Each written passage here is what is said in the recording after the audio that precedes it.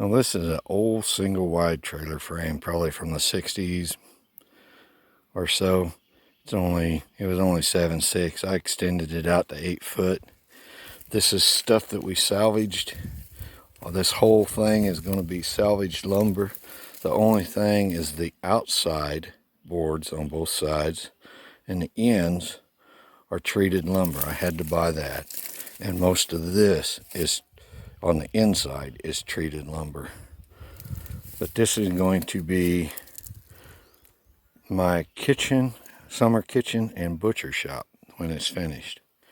This is just I did this last fall and was planning on getting it done during the winter, but I took a job away from the homestead, so now I got to get on this so we'll have it to can with this year and butcher this fall. So I'll keep you updated as we go along. I'm hoping to get the flooring done today. Well, this is some that we got done yesterday.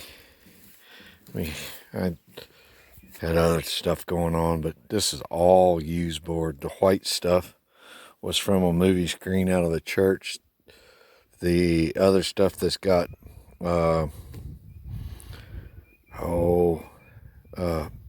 sheetrock mud on it, that come from a house we tore down, and the bigger pieces on the far side was from concrete forms before we put it in the add-on we tore down. And I had to put braces in over here, and these braces I just put them on the frame, kind of help stuff out just out of scrap pieces I had. So we've got quite a bit, but as you can see, I don't have the best stuff to work with. That's why it's pieced together the way it is, and hopefully everything works out right. So this is just an update of something we did yesterday. I may get to it later on this afternoon, but I gotta get a bunch more plant stuff done before I worry about too much today. So, all right, later. So I finally got the floor finished, except for a few little pieces over the fender well, which I'm leaving open so I can bed liner from the inside where it'll not rot as easy. I'm gonna seal it up with caulk and stuff and rhino liner it before we start the walls, I should say. We're going to lay out patterns. What I'm working on now is try to figure out a pattern where I have 3 foot lower walls, and then the angle up to the barn style roof for a greenhouse. And I've got a couple of the angles marked out. I'm just trying to make the other ones work now. So that's what I'm working on. So I'm using a 22.5 angle, and I'm just trying to get it where it'll line up nice and work out really good. So that's where I'm at. So I got my pattern set up, and I'm doing pocket hole screws now. Well, I use a Craig jig, but any pocket hole screw will work. I'm just gonna do a few of these and stick them together and see how good my pattern is. I'll upload or I'll do a little more when I get to that point. So got her lined up, got her screwed together, and that's nothing.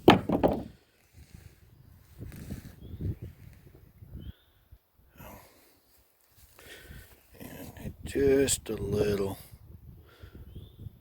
over the line, but this joint needs redone.